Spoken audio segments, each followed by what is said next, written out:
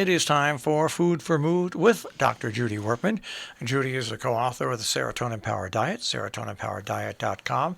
Also, the book Before Her Voice Was Still, A Friendship in the Shadow of ALS, and the latest book, which is Journal of a Duck Midwife.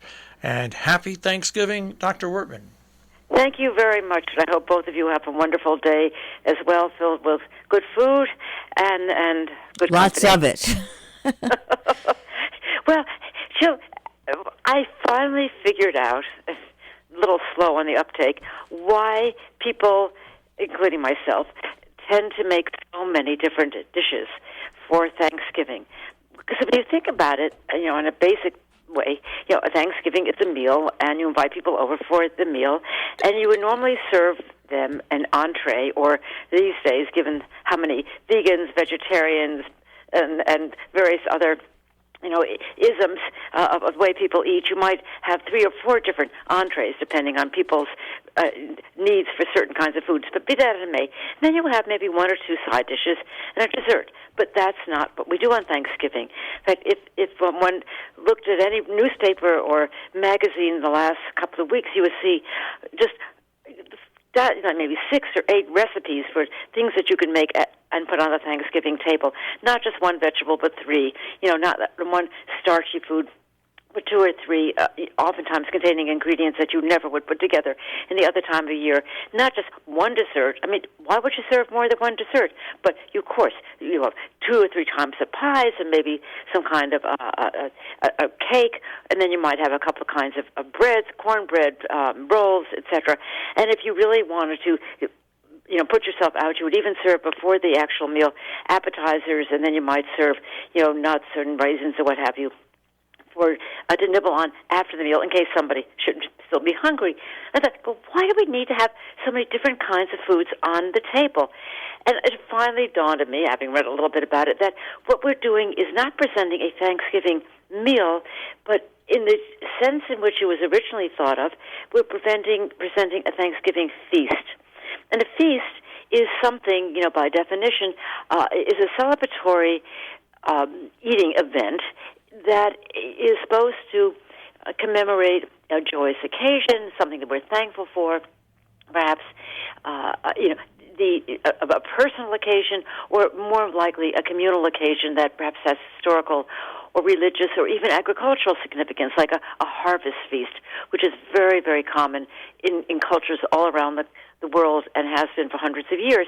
And so people get together and they don't just eat 1 main course, or 1 side dish or 2 side dishes, or just 1 dessert, but the abundance on the table is, in a way, a marker of the supposed abundance of gratitude and joy and happiness, etc., that we are feeling when we sit down and have that meal.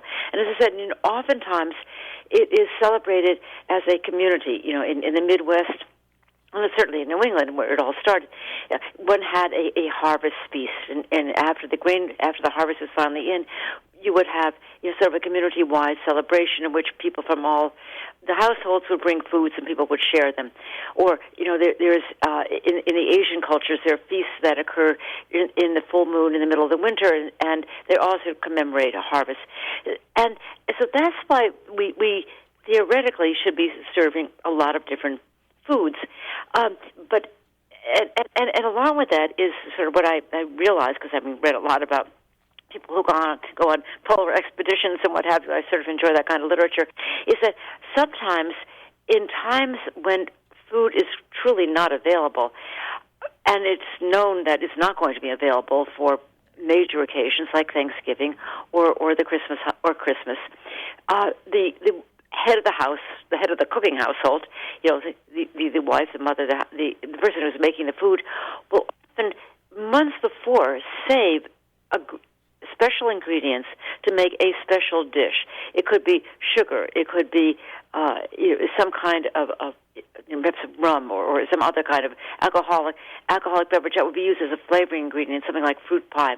It could be a kind of fruit, or maybe even a particular form of meat, but it would be saved in order to present those special ingredients for the special meal. So you might be unable to have a large quantity of food. Indeed, this often occurred during either a natural famine or, something like the expedition to the Antarctic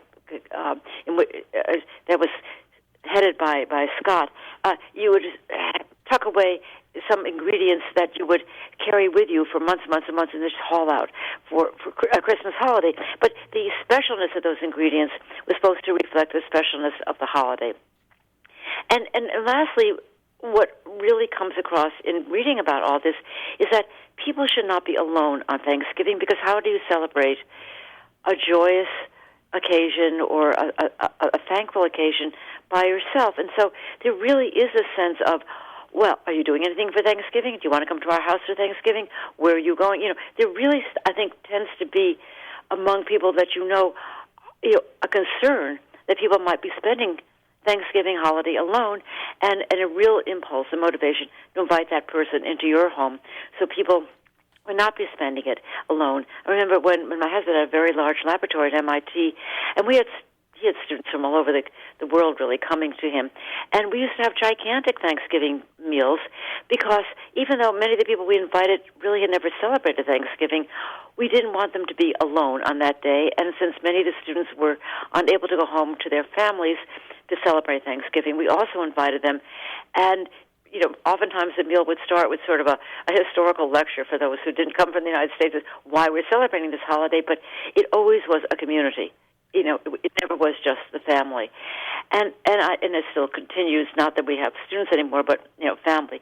So I think that it really is important to give heed to the fact today's Thanksgiving, and that even though, in the interest of health and what have you, we may not be eating a lot of the foods we might have, like let's say marshmallow topped yams. It is nice to realize that the meal, in its many dishes, is commemorating more than the fact that you can cook. It's commemorating the fact that we should be thankful for something this year. And how perfectly said.